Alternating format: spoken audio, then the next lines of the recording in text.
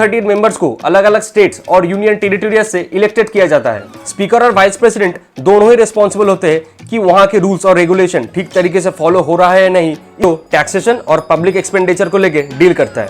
नमस्कार आप सबको। आज हम लोग इंडियन पार्लियामेंट की दो हाउसेस लोकसभा और राज्यसभा के बारे में और इनके पावर्स के बारे में जानने वाले हैं। अक्सर हमारे दिमाग में ये सवाल आता है कि ये दो असेंबलीज का क्या जरूरत है, क्यों इंडियन गवर्नमेंट को दो असेंबलीज चलाना पड़ता है, क्यों कोई भी बिल या लॉ पास करवाने के लिए ये दो असेंबलीज से गुजरना पड़ता है। ये दो असेंबलीज से पास होने के लिए समय भी बहुत लगता है। अगर इंडियन गवर्नमेंट एक ही असेंबली से काम करता तो पैसे की भी बचत होता। 2012 के एक रिपोर्ट के अकॉर्डिंग पर मिनट पार्लियामेंट चलाने का खर्चा 2.5 से 3 लाख रुपए तक होता है। आज की इस वीडियो में हम लोग यही डिस्कस करेंगे कि क्यों इंडियन गवर्नमेंट को दो असेंबलीज चलाना पड़ता है, और साथ में ये भी देखेंगे कि लोकसभा और राज्यसभा में डिफरेंस क्या है। ऐसे वीडियोस देखना अगर आपको पसंद है तो इस चैनल को फॉलो या सब्सक्राइब जरूर कीजिएगा, और अगर आप ऑलरेडी कर चुके तो आपको बहुत बहुत धन्यवाद।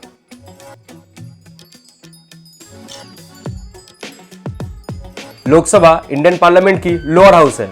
ये इंडिया के लोगों के द्वारा डायरेक्टली इलेक्टेड होता है, मतलब लोग वोट देके चुनते हैं, और यहाँ के मेंबर्स को मेंबर ऑफ पार्लियामेंट कहा जाता है, मतलब एमपीज। लोकसभा में मैक्सिमम 552 मेंबर्स होते हैं, जिनमें से 543 मेंबर्स देश के अलग अलग राज्यों और यूनियन टेरिटोरियस से इलेक्टेड होता है, और 9 लोगों को एंग्लो इंडियन कम्युनिटी को रिप्रेजेंट करने के लिए प्रेसिडेंट के तरफ से नॉमिनेटेड किया जाता है। लोकसभा का टर्म 5 साल तक होता है, अनलेस प्रेसिडेंट अगर इसको पहले ही डिसॉल्व कर दे तो।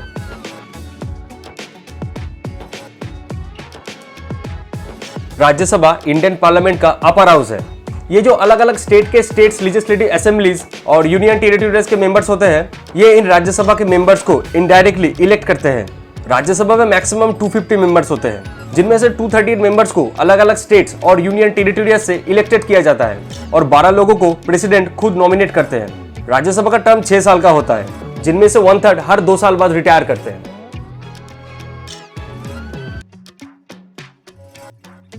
लोकसभा और राज्यसभा बहुत कारणों से अलग है, जैसा कि कॉम्पोजिशन। लोकसभा डायरेक्टली इंडिया के लोगों के द्वारा वोट देके चुना जाता है। दूसरी तरफ Rajya Sabha indirectly state legislative assemblies और यूनियन टेरिटोरियस के मेंबर्स के द्वारा चुना जाता है। अगला है टेन्योर। लोकसभा का टर्म 5 साल तक होता है, अगर प्रेसिडेंट उसको पहले ही तोड़ ना दे तो, और राज्यसभा का टर्म 6 साल तक होता है, जहां पे 1/3 हर 2 साल बाद रिटायर होता है। अगला है पावर्स। लोकसभा का राज्यसभा से ज्यादा पावर होता है, स्पेशली फाइनेंशियल मामलों में। फॉर एग्जाम्पल, लोकसभा का पावर है मनी बिल्स इंट्रोड्यूस करने में, और ये राज्यसभा का रिकमेंडेशन रिजेक्ट भी कर सकते हैं मनी बिल्स इंट्रोड्यूस करने में।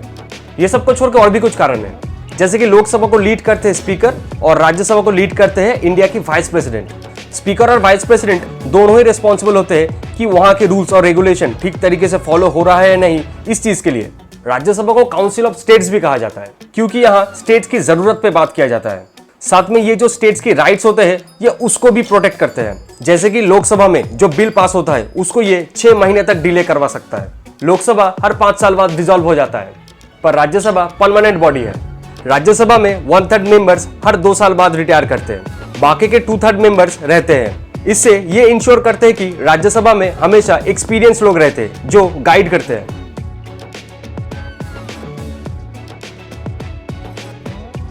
लोकसभा का बहुत सारे पावर्स हैं, जैसे कि लेजिस्लेटिव पावर। लोकसभा का इंडिया का कॉन्स्टिट्यूशन में किसी भी तरीके का लॉ बनाने का पावर है।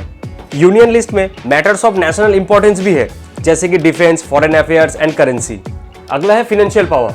जैसे कि हम लोगों ने पहले ही बात किया कि लोकसभा का पावर है मनी बिल इंट्रोड्यूस करने में, जो कि ऐसा बिल जो टैक्सेशन और पब्लिक एक्सपेंडिचर को लेकर डील करता है।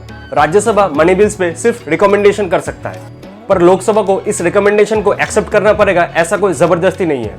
Next, executive power. Lok Sabha executive government accountable को होल्ड कर सकता है, जैसे कि सवाल करना, डिबेट करना और भी बहुत कुछ।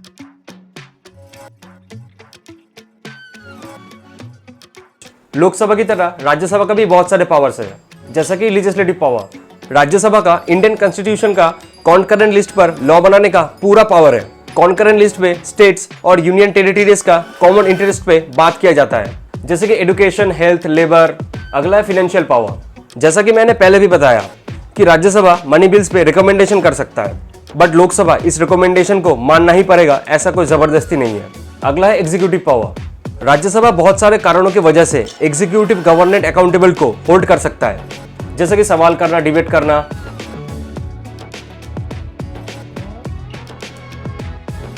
लोकसभा और राज्यसभा दोनों ही इंडियन पार्लियामेंट का दो हाउसेस है।